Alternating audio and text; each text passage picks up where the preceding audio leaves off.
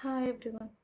So ఇవాళ SCT type 2 మనం ఎలా ఇంప్లిమెంట్ చేయొచ్చు పైస్పార్క్లో డైరెక్ట్గా డేటా ఫ్రేమ్స్ మీద డేటా డెల్టా టేబుల్స్ లేకుండా ఎలా చేయాలనేది చెప్తాను. సో ఎస్సిటి టైప్ 2 అంటే ఏంటి? మనం హిస్టరీ కూడా క్యాప్చర్ చేస్తాం. సో ఇది ఫైనాన్స్ అనేది ప్రీవియస్ రికార్డు, రీటైల్ అనేది న్యూ రికార్డ్. సో ప్రీవియస్ రికార్డ్కి ఫ్లాగ్ అనేది ఎన్ పెట్టి అండ్ ఎన్ డేట్ అనేది కరెంట్ డేట్ అనేది ఇస్తాం. కరెంట్ డేట్ ఏదైనా డేట్ మనకి అలాగా. సో ప్రీవియస్ రికార్డ్ అనేది క్యాప్చర్ చేస్తాం. ఇది ఎలా చేయాలనేది చూద్దాం. సో దీంట్లో ఫస్ట్ మనము ఫైల్స్ని డేటా ఫ్రేమ్స్లో పెడతాం. తర్వాత new records, matched records, old రికార్డ్స్కి కోడ్ రాయాలి. న్యూ రికార్డ్స్ అంటే సోర్స్లో టార్గెట్లో లేనివి సోర్స్లో ఉండేవి. ఆ న్యూ రికార్డ్స్ కావాలి అన్నప్పుడు లెఫ్ట్ జాయిన్ చేసేసి సోర్స్ లెఫ్ట్ జాయిన్ టార్గెట్ చేసి ఇవి సోర్స్లో ఉంటాయి కాబట్టి సోర్స్ డిపార్ట్మెంట్ అంటే సోర్స్ డిపార్ట్మెంట్ అండ్ వీటికి ఫ్లాగ్ అనేది వై పెట్టి ఎండ్ డేట్ ఇందులో ఉండేది వస్తుంది.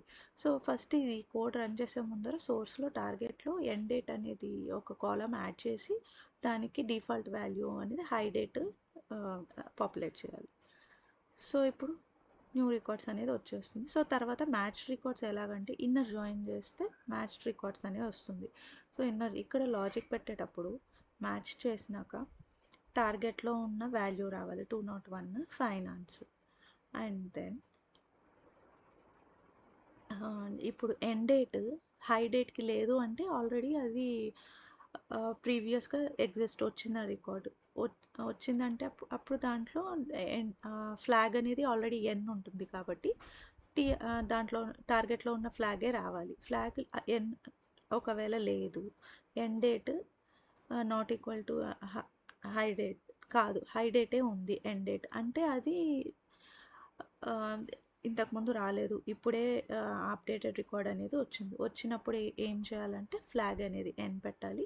సో సేమ్ లాజిక్ దానికి ఎండ్ డేట్ కూడా ఏంటంటే కరెంట్ డేట్ ఫంక్షన్ యూజ్ చేస్తే కరెంట్ డేట్ వాల్యూ అనేది వస్తుంది ఎండ్ డేట్.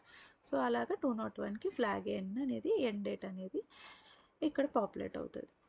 సో మ్యాచ్డ్ రికార్డ్స్కి మనకి వాల్యూస్ వచ్చేస్తుంది. ఇప్పుడు ఓల్డ్ రికార్డ్ అంటే సోర్స్లో లేనిది టార్గెట్లో ఉండేది 202కి టార్గెట్లో ఏం డేటా ఫ్రేమ్ ఇది రావాలి అన్నప్పుడు టార్గెట్ డేటా ఫ్రేమ్ తర్వాత లెఫ్ట్ యాంటీ జాయిన్ చేయాలి విత్ సోర్స్ డేటా ఫ్రేమ్లో, అప్పుడు 202 అనేది మనకి రిజల్ట్లో వస్తుంది.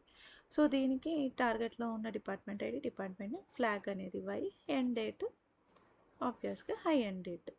సో అవి టార్గెట్లో ఉండేదే రావాలి కాబట్టి సో సెలెక్ట్ ఎక్స్ప్రెషన్లో అది ఇచ్చాను.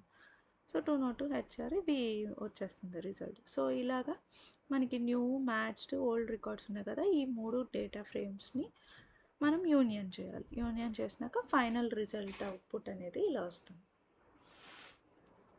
సో ఈ విధంగా మనం ఎస్సిడి టైప్ 2 అనేది ఇంప్లిమెంట్ చేయొచ్చు డైరెక్ట్గా డేటా ఫ్రేమ్స్. Thank you.